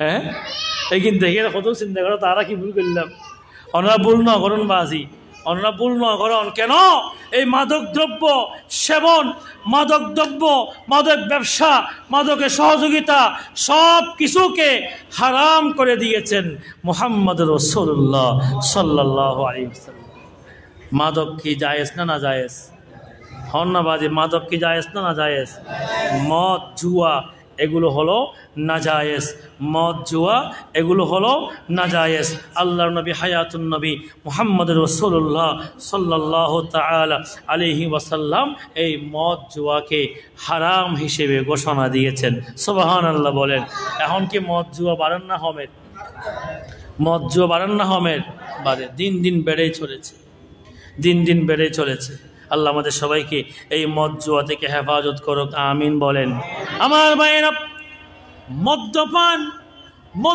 এটা এমন একটা খারাপ জিনিস যার দেহের ভিতরে এক ফোঁটা নেশাদ্রব্য এক ফোঁটা মদ এক ফোঁটা ফ্যান্সিটি ইয়াবা গাঞ্জা হিরোইন যে শরীরের ভিতরে সামান্য পরিমাণ ঢুকবে ওই শরীরটা এমনভাবে নাফাক হয়ে যাবে ওই শরীর দিয়ে 40 দিন পর্যন্ত কোনো ইবাদত আল্লাহর দরবারে কবুল হবে না যে শরীরের ভিতরে হারাম ঢুকবে হারাম দ্রব্য নেশা দ্রব্য ঢুকবে ওই ব্যক্তিটা 40 দিন পর্যন্ত অপবিত্র ইয়ার পরে গোসল করো অজু করো তায়াম্মুম করো হনাহাম ওই তো নহনা হনহাম ওই তো কেন কয়লা ধুইলে ময়লা নজায় হনা বাজে কয়লা ধুইলে ময়লা নয় যায় যত ডলিবে তত ময়লাই বাইরে বোঝে ইয়ে নাফাকে ইয়ে গুলি খ্যাং করি বেড়ে কিছু করার নাই এই জন্য নেশাদ্রব্য আমাদেরকে ছাড়তে হবে আল্লাহ আমাদের সবাইকে হেফাজত করুক আমিন বলেন এখন তো নেশা চলে নেশা চলতে কিনা হ্যাঁ একবারে চলতেছে রাস্তার ধারে বসে গায়ে হলুদের মধ্যে একখানা নহলে কেন লাগব গায়ে হলুদ জমো না গায়ে হলুদের মধ্যে একখানা করে নহলে জমো না চিন্তা করছো না গায়ে হলুদের মধ্যে একখানা করে এক বোতল নাহালে বলে নজমে আল্লাহ হেফাজত করুক আমিন বলেন আমার ভাইয়েরা জাহিলি যুগের মধ্যে এই মদ প্রথা ছিল জুয়া প্রথা ছিল জাহিলি যুগের মধ্যে মদ ছিল জুয়া ছিল এখন মদ জুয়া দিন দিন বেড়েই চলেছে আগে ছিল আর বদ্ধ হলে ওই রাস্তার মধ্যে বই জুয়া খেলা খাইতো তাস খেলা খাইতো হ্যাঁ জুয়া খেলা তাস খেলা ছক্কা খেলা আছে না নাই ছক্কা খেলা জুয়া খেলা তাস খেলা খাইতো এখন ওই রাস্তার ধারে বসতে হয় না দোকান পাড়ে বসতে হয় না রাস্তার ধারে বসতে হয় না এখন আমাদেরকে এমন একটা জিনিস আমাদেরকে দিয়েছেন এই মোবাইলের ভিতরে শত শত জুয়ার ব্যবস্থা করে দিয়েছেন নাউযুবিল্লাহ এই মোবাইলের ভিতরে শত শত জুয়ার ব্যবস্থা আছে লক্ষ লক্ষ কোটি টাকা পর্যন্ত হেরে জিরো থেকে হিরো হয়ে যাচ্ছে এরকম মানুষ আছে না নাই জুয়া ক্যাসিনো হও না ওর নাম কি ক্যাসিনো এন গুরুত্ব দিয়া হলে গুরুতে এন গুরুতে এই জন্য ভুলে হয়তো আপনি করেছেন সংশোধন হওয়ার দরকার আছে না নাই জুয়া খেলা হাই এনে বিল্ডিং বান্ধি দে এলে মানুষ সহজে হাইতে পারিবা জুয়া খেলা হাই এনে বিল্ডিং বান্ধি দিলে মানুষ সহজে হাইতে পারিবা হও না এলে মানুষ সহজে হাইতে পারিবা আর জুয়া খেলা হাই এনে ঘরের বউ গিয়ে দিলে মানুষ বহুত আছে ঘরের মধ্যে আইনে বউরে ফিরতে দিলে মানুষ বহুত আছে জুয়া খেলা হাই রে জুয়ার মধ্যে মদ খাইনে এই মদ খেয়ে জুয়া খেলা খেলে আপনার বিল্ডিং করেছে এরকম মানুষ আপনি দেখাতে পারবেন না। কিন্তু জুয়া খেলা খেলে মদ খেয়ে একেবারে তাতসরাত গেই একেবারে ধ্বংস হয়ে ইল্লে মানুষ হাজারো আছে না নাই? আল্লাহ আমাদের সবাইকে হেফাজত করুক, আমিন বলেন। যে কথা বলছিলাম, আধুনিক জামানার জুয়া খেলার জন্য আর এখানে সেখানে যেতে হয় না, মোবাইলের ভিতরে আছে। কোথায় আছে? মোবাইলের ভিতরে আছে। রিচার্জের মাধ্যমে বিভিন্ন জুয়া খেলে। আরে ভাই একটু খেয়াল করেন, আপনার এই জুয়া খেলার মধ্যে যেই টাকা ইনভেস্ট করবেন ওটা তো হারাম হয়েছে। যেই টাকা আপনি ওখান থেকে লাভবান করবেন ওটাও তো হারাম। ওই হারাম টাকা দিয়ে আপনার সন্তানকে মানুষ করবেন, সন্তানের স্কুলের বেতন দিবেন, সন্তানের মাদ্রাসার বেতন দিবেন, সন্তানকে খাবার খাওয়াবেন। ওই সন্তান বড় হয়ে ঈমানদার কেমনে হবে? ওই সন্তান তো চোর এবং ডাকাত হবে। কেন? এই সন্তানটার ফাউন্ডেশনে বেজাল, নাউযুবিল্লাহ। এই সন্তানের ফাউন্ডেশনে কি আছে? হওয়ানাবাজি কি আছে? বেজাল আছে। এই জন্য আমাদের সবাইকে এই আধুনিক জামানায় আর ইয়ং ফলেরও হদ্দিবাদি ওনার মুরব্বী হলেও হয় ইয়ং ফলেরও দেখি হদ্দি এলে আমি বহুত দেখি অনরও দেখুন নহতে লেখবো দেরিয়ে আমি দেখি দি দোয়ানদার আর পরিচিত মানুষ দোয়ানদার এটা খেলা হাইতে দোয়ানের দেহে দি ফল দিতে আবুল বিলিও নেই রে দোয়ানি হাইতে কি ফেলে এটা জুয়ার দোয়ান সাহেব বলে জুয়া হাইতে দেখি দোয়ান সাহেব বলে কিছু নাই ফরদেহের দিক দিন মোবাইল সব বেশি ফেলে এই বাটন মোবাইল ইউজ করে। এই জন্য সবার কাছে আমি হাত জোর করে বলবো, ইয়ং ভাইয়েরা, জুয়া নেশাদ্রব্য সহজে ধরা যায়, ছাড়া যায় না। কিন্তু সহজে কি যায়? ধরা যায়, ছাড়া যায় না। এই জন্য এই বদ অভ্যাসগুলো আমরা আল্লাহর কাছে প্রার্থনা করব, আল্লাহ যাতে এই বদ অভ্যাস থেকে আমাদেরকে হেফাজত করুক, আমিন বলেন। জুয়া খেলায় আমরা খেলি, আমার ভাইয়েরা জাহেলি যুগের মধ্যে জুয়া খেলতো। জাহেলি যুগ মানে অন্ধকার যুগের মধ্যে জুয়া খেলা হতো। অন্ধকার যুগের মধ্যে 10 জন মিলে 20 জন মিলে একটা গরু কিনতো, ওই গরুটা জবেহে করত। ওই গরুটা জবেহে করার পরে গোশতগুলো টুকরো করে 10 টুকরা করত। কয় টুকরা? 10 ভাগ। 10 ভাগ করার পরে ওই 10 ভাগের মধ্যে 10 জনের মধ্যে জুয়া খেলা হইতো। জুয়া খেলা তো যেই হারিয়ে যেত ওই একজনের ভাগগুলো আবার 9 ভাগের ভিতর বন্টন করে দিত। এইভাবে খেলতে দেখা যায় লাস্ট কয়েকজনের সব মাংস পেয়ে যেত, বাকিরা সবগুলো হেরে যেত, নিঃস্ব হয়ে যেত। এগুলো জাহেলি যুগের নিয়ম ছিল। আর এখন বর্তমানের জুয়া কিন্তু এইরকম না, ঠিয়া দিয়ে নে, কি দিয়ে নে? ঠিয়া দিয়ে। এক কথায় যেই রকম জুয়া হোক না কেন, মদ, জুয়া, গান, বাজানা সবগুলোকে হারাম করে দিয়েছেন কে? মুহাম্মাদুর রাসূলুল্লাহ সাল্লাল্লাহু আলাইহি ওয়াসাল্লাম এবং আমার স্বয়ং লা ইলাহা ইল্লাল্লাহ। মদ হারাম করা হয়েছে, জুয়া খেলা হারাম করা হয়েছে। গান বাজানা কি সন সব নাকি? ইয়া সঙ্গে আজিয়ে যদি এই মুহূর্তত অনারা পশ্চিম এলাকার যদি হারো গায়ে হল তৈলে এটা যদি হলগণ হনবতে শিল্পী ইতে হনবতে গায়ে জানা যায় ইতে গান হন রং কিছু নাই এন হনবতে এরি এলে শিল্পী হতেন নানি বর্তমানে এলে বহু শিল্পী বাড়ি শিল্পী হারা হয় আগামাতা কিছু না জানে। ইতো শিল্পী, ইতো শিল্পী। মাঝে মধ্যে দেখি তারা রিক্সাওয়ালা ভাই হলে গাড়ি চালায়, পেট্রোল মারে, কি সুন্দর করে গান গায়। ঈদের তুমি তো বহু সুন্দর গাছ জানে।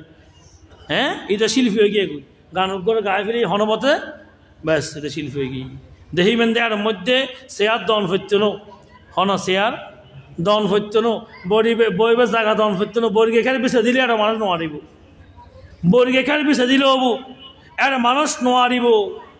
আর মাঝে মধ্যে ঠিয়া দে কি দে আফা চলিব আরোগ্য চিন্তা করছেন না ভাই? আজি আপনি কাকে টাকা দিচ্ছেন? কাকে টাকা দিচ্ছেন? খোদার কসম, এই নর্তকীর পিছনে 1 টাকাও যদি আপনি খরচ করেন, আল্লাহর কাঠগড়ায় কিয়ামতের ময়দানে জবাব দিতে হবে, ঠিক কি না? কিয়ামতের ময়দানে যেই জবাবগুলো দিতে হবে তার মধ্যে একটা হলো আপনার পকেটের টাকা কোথায় ব্যয় করেছেন। পকেটের টাকা কোথায় ব্যয় করেছেন? পকেটের টাকা কোথায় ব্যয় করেছেন, এটার হিসাবও কার কাছে দিতে হবে? বলেন না, কার কাছে দিতে হবে? আল্লাহর কাছে দিতে হবে কিয়ামতের ময়দানে। আল্লাহ আমাদের সবাইকে হেফাজত করুক, আমিন বলেন। আমার ভাইয়েরা, এইভাবে আধুনিক যুগের জুয়া, জাহেরের যুগের জুয়া আছে না নাই? আবার নতুন একটা জুয়া বের হয়েছে, নাম পরিবর্তন করে এবার জুয়ার স্বাস্থ্য ভাই, এবার নাম দি লটারি। নাউজুবিল্লাহ, এবার নাম কি? লটারি। লটারি হারাম নাকি জায়েজ? লটারি হারাম, লটারি হারাম।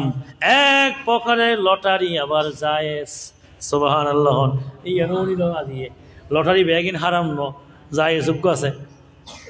লটারি বলতে ব্যাগিন কি হারাম, আবার আর মুতুগ্য কি আছে? জায়েজ আছে। কিরকম? আমরা 10 জন মিলে একটা 5 তলা বাড়ি বানিয়েছি। 10 জনের সমান টাকা, 10 জনের কি সমান টাকা ব্যয় করে একটা 5 তলা বিল্ডিং বানিয়েছি।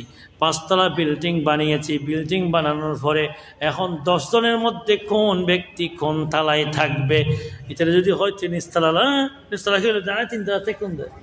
এখন তলা থেকে কোন দেয়?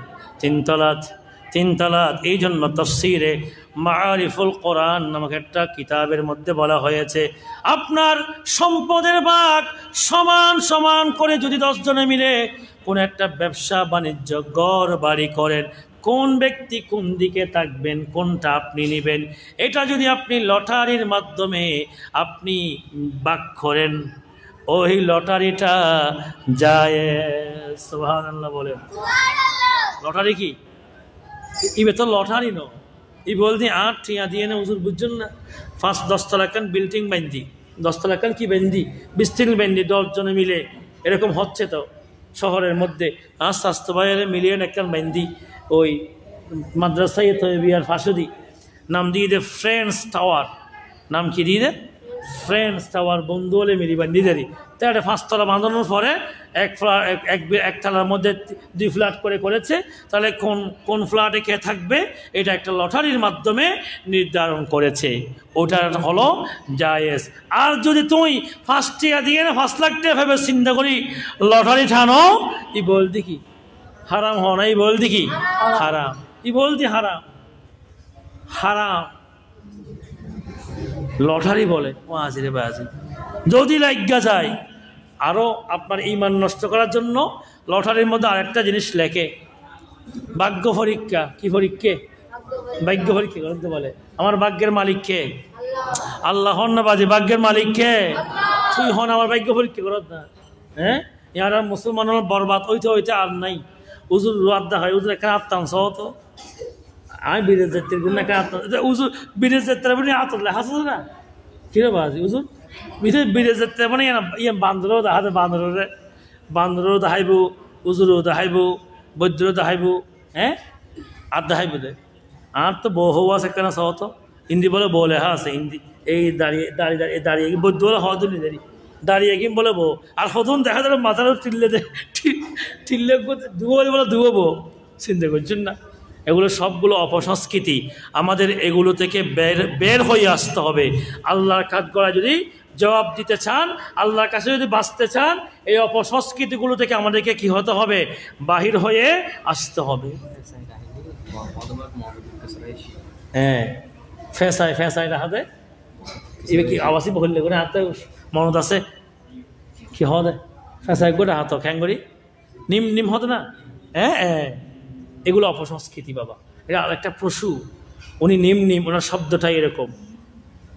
উনি ডাকলে ঘরের মধ্যে বা এলাকার মধ্যে কে মরিব ইবহান হতহত্যা নাকি বাজি।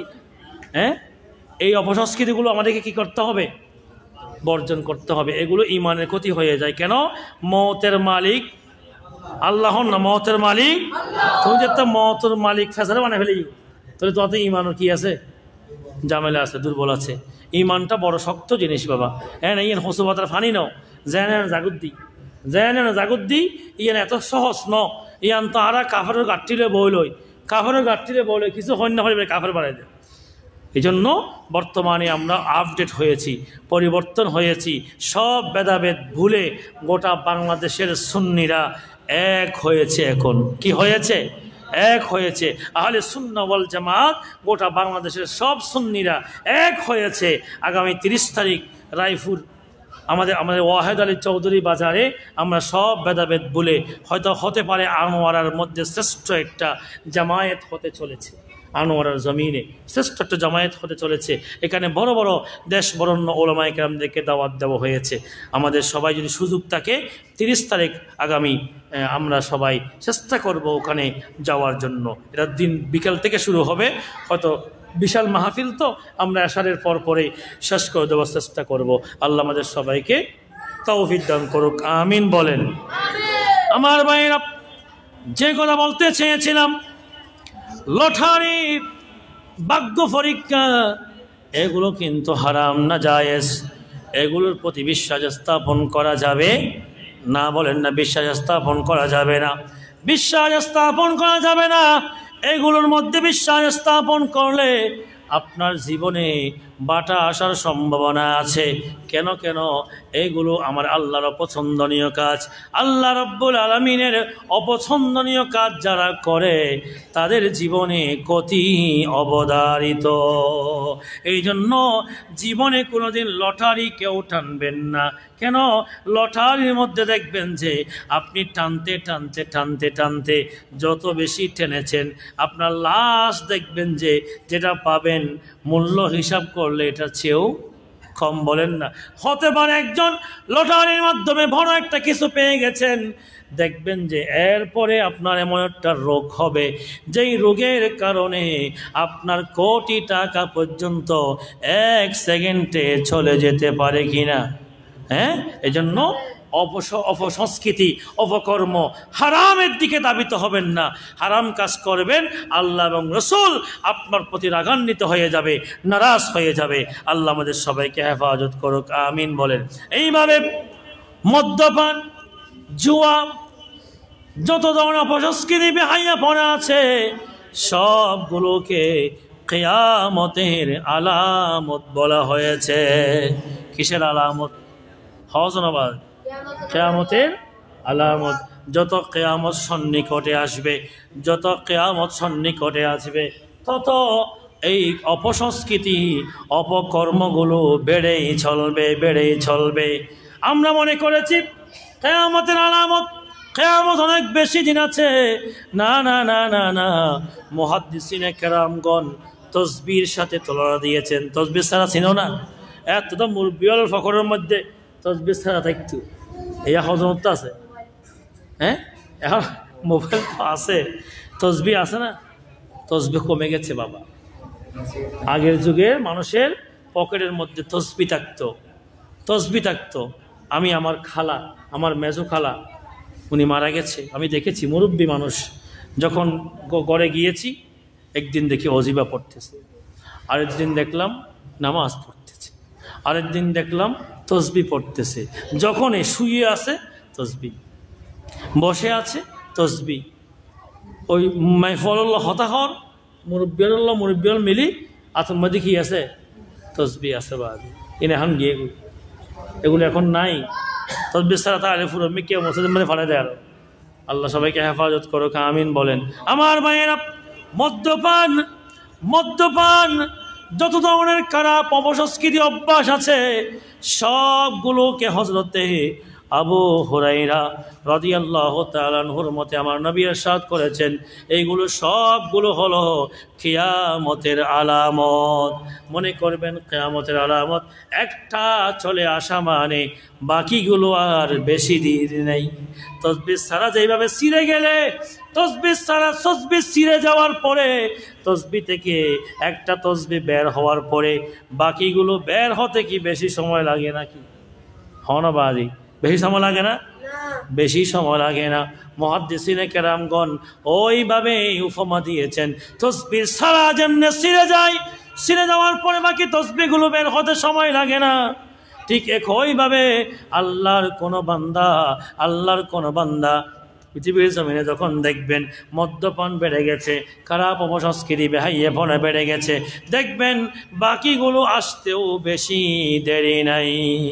বাকিগুলো আসতেও কি নাই, বেশি দেরি নাই। তাহলে এই জায়গায় আমরা যদি খেয়াল করি, আমরা বলতে পারবো কিয়ামতের বাকিও বেশি দিন নাই। হন না, কিয়ামত বেশি আছে নাকি? কিয়ামতের বাকিও বেশি দিন নাই। আল্লাহ আমাদের সবাইকে ওই কিয়ামতের জন্য, মরণের জন্য, মৃত্যুর জন্য প্রস্তুত থাকার সেই তৌফিক দান করুক। সকলে বলুন না আমিন। আল্লাহুম্মা সাল্লি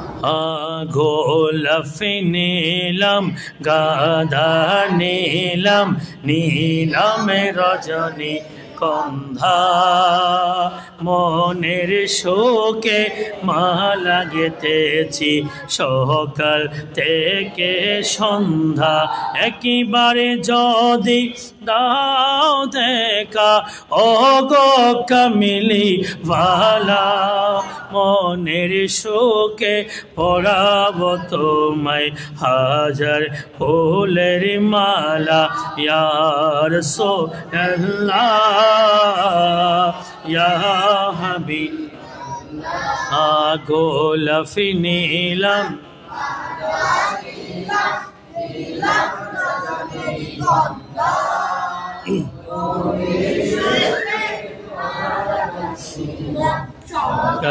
থেকে একেবারে যদি দাও দেখা ও গো কামিলি ফালা, একেবারে যদি দাও দেখা কামিলি ওয়ালা, মনের শোকে পরাবো তোমায় হাজার ফুলের মা।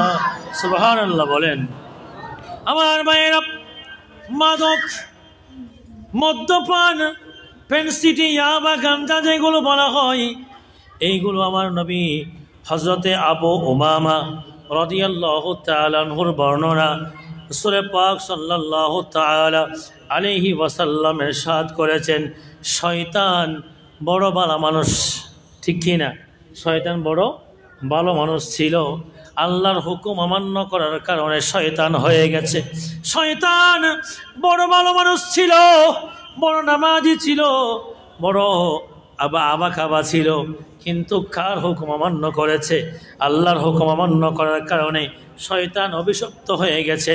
শয়তান অভিশপ্ত হয়ে শয়তান পৃথিবীর জমিনে যখন চলে আসলো, শয়তান আল্লাহর কাছে প্রার্থনা করে, আল্লাহ আমাকে তো শয়তান বানাইয়া দিছেন, আমাকে তো শয়তান বানিয়ে দিছেন, আমাকে পৃথিবীর মধ্যে পাঠিয়ে দিচ্ছেন, আমাকে পৃথিবীর মধ্যে পাঠিয়ে দিচ্ছেন। শয়তান আল্লাহকে বলে, আল্লাহ আমাকে তো শয়তান বানিয়ে দিলেন, আমাকে তো পৃথিবীর জমিনে পাঠাইয়া দিচ্ছেন, আল্লাহ তুমি বলো না পৃথিবীতে যাওয়ার পরে আমি শয়তানের ঘর কোনটা হবে? সুবহানাল্লাহ বলেন না। শয়তানের ঘর হইয়া হওয়া যায়? শয়তান, ইবলিস শয়তানের ঘর কোনটা? আল্লাহর কাছে প্রশ্ন করলো, আল্লাহ আমি তো অভিশপ্ত হয়ে গেলাম, আমাকে তো পৃথিবীর জমিনে পাঠাইয়া দিচ্ছেন, আমি পৃথিবীর জমিনে যাওয়ার পরে আমার ঘর কোথায় হবে? আমার ঘর কোথায় হবে? আমার বাড়ি কোথায় হবে? আল্লাহ বলে, তোর ঘর অলদি ওই ফায়খানা। নাউজুবিল্লাহ। হন না? কোনখানা? আছে না নাই? তোমরা এক্সপোর্ট ইনপুট গড়াও দিয়ে এনেরি খরচ এক্সপোর্ট ইনপুট করিবার লাই, ইস্তিনজাখানা, ফায়খানা, আনা জিয়ান হয় শয়তানের ঘর হলো ওই ফায়খানা। নাউজুবিল্লাহ বলেন না। আমার ভাইয়েরা, শয়তান আল্লাহর কাছে প্রার্থনা করলো, আল্লাহ আমার ঘর কোথায় হবে? আল্লাহ বলে, তোর ঘর হবে ফায়খানা। ও আল্লাহ আমার মজলিস কোথায় হবে? আল্লাহর বান্দারা যেইখানে বসে, না হয় মসজিদে, না হয় মাহফিলে বসে ভালো ভালো কথা বলে। কি কথা বলে? সব আল্লাহর বান্দারা, এই ইমানদার ভাইয়েরা ঘরে বসে, মসজিদে বসে, মাহফিলে বসে ভালো ভালো কথা বলে, কিন্তু দেখা যায় আল্লাহর কিছু বান্দারা বসে বসে বদনামি করে, গীবত করে। ওটার নাম হলো বাজার। নাউজুবিল্লাহ বলেন না। কোথায়? বাজারের মধ্যে 7 ধরনের বই, 4 জন একখান দিয়ে বইলে উদো আছে, উল্টা ফাল্টা কোন দিকে ওই নয়, এই হতাগুলো হয়। এই জন্য আল্লাহর নবী বললেন, হাব্বুল বিলাদি ইলাল মাসাজিদা, সর্বশ্রেষ্ঠ জায়গা হলো মসজিদ। ও আবগাদুল বিলাদি ইলাল আসওয়াকহা, সর্বনিকৃষ্ট জায়গা হলো বাজার। আল্লাহ বাজারের মধ্যে বেশিক্ষণ নতাইবা গেইও বাজার করি বললা, বাজার সাদা করে কি আইবা, হন না চলি আইবা, হন না। বাজারের মধ্যে বেশিক্ষণ থাকানোর দরকার নাই। বাজার এটার মধ্যে বেশিক্ষণ থাকার জন্য নিষেধ করেছেন মুহাম্মাদুর রাসূলুল্লাহ সাল্লাল্লাহু আলাইহি ওয়াসাল্লাম। যখন কেন? যতক্ষণ থাকবেন আফাড়া কুফাড়া হতা গলা দিয়ে বুঝে বাইরে বুঝে, নাকি নামাজের হতা বাইরে কিরে বাজি? এটা আল্লাহর নবী বলেছেন, ও আবগাদুল বিলাদি ইলাল আসওয়াকহা, সর্বনিকৃষ্ট জায়গা হলো বাজার। আমার ভাইয়েরা, শয়তান আল্লাহর কাছে জিজ্ঞেস করলো, আল্লাহ আমার মজলিস কোথায় হবে? আমার মজলিস কোথায় হবে? আল্লাহ বলে, তোর মসজিদ হবে রাস্তা, তোর মজলিস হবে বাজার। এই জন্য রাস্তাঘাটে বেশিক্ষণ সময় দেওয়া, ঘোরাঘুরি করা ভালো না খারাপ? ভালো না খারাপ? ভালো। কেন? আল্লাহ নবী বললেন, রাস্তা এবং বাজার এগুলো হলো শয়তানের মজলিস। নাউযুবিল্লাহ। আল্লাহ রাব্বুল আলামিন, শয়তান আল্লাহকে জিজ্ঞেস করলো, আল্লাহ আমি শয়তান পৃথিবীর জমিনে গিয়ে খাবো কি? আমার খাবার কি হবে? আমার খাবার কি হবে? আমার খাবার কি হবে? শয়তান আল্লাহকে জিজ্ঞেস করলো, আল্লাহ আমার খাবার কি হবে? আল্লাহ বলেন, তোর খাবার হবে বিসমিল্লাহ ব্যতীত, আল্লাহর নাম ব্যতীত যেই খাবারগুলো খাওয়া হয় ওইগুলোই হবে তোর খাবার। নাউযুবিল্লাহ বলেন। খাবারের শুরুতে কি পড়তে হবে? খাবার শুরুতে কি করতে হবে? আমরা তো বিসমিল্লাহ হাবের সময় পরিবাল্লাহ বলে দেখি দিন না। আল্লাহ সবাইকে হেফাজত করো, আমিন বলেন। নারে তাকবীর, নারে রিসালাত, নারে গাউসিয়া। সম্মানিত হাজিরিন, আমাদের মাঝে তশরিফ এনেছেন আজকের মাহফিলের মেহমানে আলা হযরতুল আল্লামা জনাব মাওলানা শেখ আব্দুল মুস্তাফা রহিম আল আজহারি সাহেব মাদ্রাসাতুল আলিম। নারে তাকবীর, নারে রিসালাত, নারে গাউসিয়া। মেহমানে আলা লগোয়া, মেহমানে আলা লগোয়া, আহলান সাহলান, আহলান সাহলান। আলহামদুলিল্লাহ ওয়া শুকরুলিল্লাহ। এতে কদরে আপনারা যার জন্য অপেক্ষা আছেন, আজকের মাহফিলের মেহমানে আলম, বিশিষ্ট ইসলামিক মুফাসসির কুরআন, বিশিষ্ট আলেমে দ্বীন, ঢাকা শহর গাউসুল আজম জামে মসজিদের সম্মানিত খতিব, বিশিষ্ট